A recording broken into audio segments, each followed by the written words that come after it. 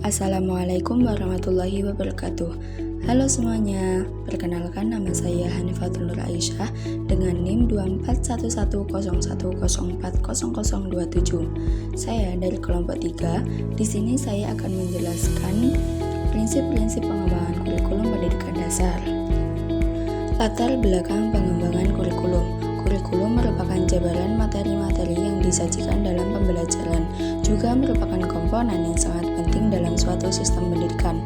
Kurikulum juga alat untuk mencapai tujuan pendidikan dan sekaligus sebagai pedoman dalam pelaksanaan pengajaran pada semua jenis dan tingkat pendidikan.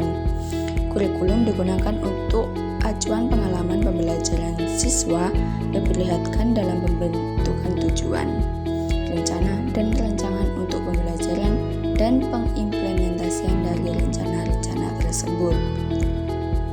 Kemudian ada rumusan masalah. 1.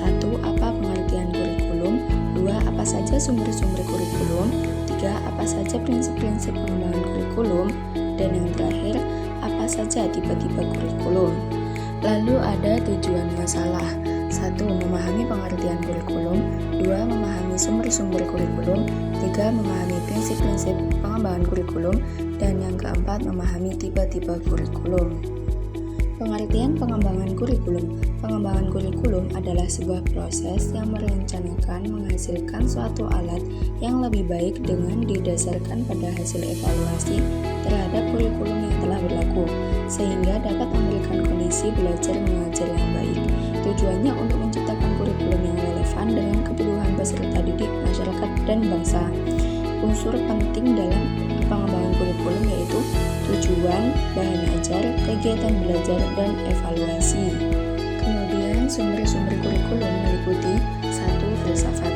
Filsafat menjadi dasar utama dalam menentukan arah, tujuan, serta nilai-nilai pendidikan. Melalui filsafat, kurikulum diarahkan agar sejalan dengan pandangan hidup bangsa dan cita-cita pendidikan nasional. Yang kedua ada psikologi, memberikan pemahaman tentang karakteristik, kebutuhan, dan perkembangan peserta didik.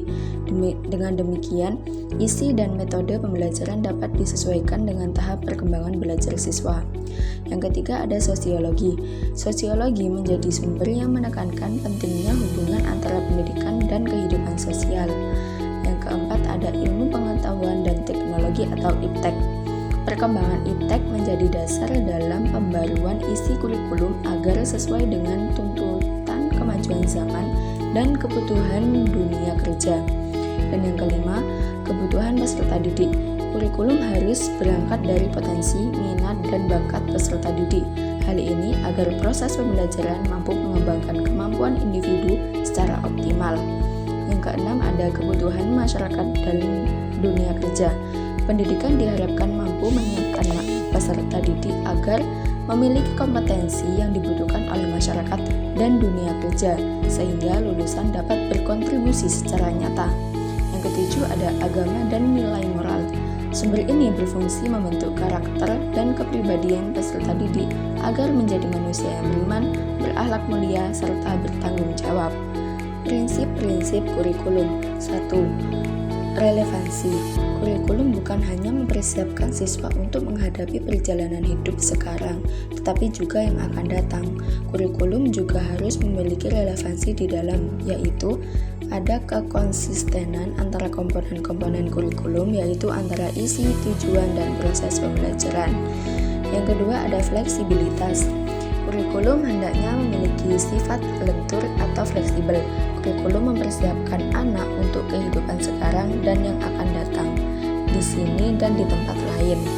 Yang ketiga ada kontinuitas. Perkembangan proses pembelajaran berlangsung secara berkesinambungan, tidak terputus-putus atau terhenti. Oleh karena itu, pengalaman-pengalaman yang disediakan kurikulum hendaknya berkesinambungan antara satu tingkat kelas dengan kelas lainnya. Yang keempat ada praktis. Berapapun bagus dan idealnya suatu kurikulum, kalau menurut keahlian dan peralatan yang sangat khusus dan mahal pula biayanya, maka kurikulum dan pendidikan selalu dilaksanakan dalam keterbatasan. Dan yang terakhir ada efektivitas. Efektivitas dalam suatu kegiatan berkenan dengan sejauh mana apa yang direncanakan dapat terlaksana Dalam bidang pendidikan, efektivitas ini dapat dilihat dari segi efektivitas guru mengajar dan subjek didik belajar. Tipe-tipe kurikulum. 1. Kurikulum subjek akademis atau subjek-centered kurikulum. Tipe kurikulum ini berfokus pada penguasaan mata pelajaran yang terstruktur secara sistematis. Yang kedua ada kurikulum humanistik atau humanistik kurikulum. Tipe ini menekankan pada pembelajaran kepribadian, minat, dan potensi siswa. Yang ketiga ada kurikulum berbasis kompetensi atau kompetensi based kurikulum. Fokus kurikulum ini adalah pada pencapaian kompetensi tertentu, baik pengetahuan, keterampilan, maupun sikap. Yang keempat ada kurikulum terpadu atau integrated kurikulum. Kurikulum ini menyatukan beberapa mata pelajaran ke dalam satu tema atau topik sehingga pembelajaran lebih bermakna. Yang kelima ada kurikulum rekonstruksi sosial atau social reconstruction kurikulum. Tipe kurikulum ini berorientasi pada pemecahan masalah-masalah sosial. Yang keenam ada bidang studi luas atau kurikulum broad field. Kurikulum ini mengelompokkan beberapa mata pelajaran yang sejenis menjadi satu bidang studi. Dan yang terakhir ada kurikulum tersembunyi atau hidden kurikulum. Selain kurikulum formal, ada pula kurikulum tersembunyi, yaitu nilai, norma, dan kebiasaan yang diperoleh siswa secara tidak langsung dalam proses pembelajaran. Kesimpulannya, prinsip kurikulum diartikan sebagai aturan yang menjiwai pengembangan kurikulum.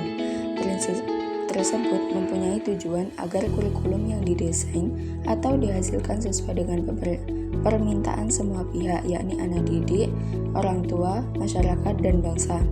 Sumber prinsip perkembangan kurikulum terdiri dari data empiris, data eksperimen, cerita atau legenda yang hidup di masyarakat akal sehat. Dengan hal ini, prinsip dapat perkembangan kurikulum dapat dikelompokkan menjadi dua pokok utama, yaitu prinsip umum yang terdiri dari prinsip relevan, prinsip fleksibilitas, kontinuitas praktis, dan prinsip efektif.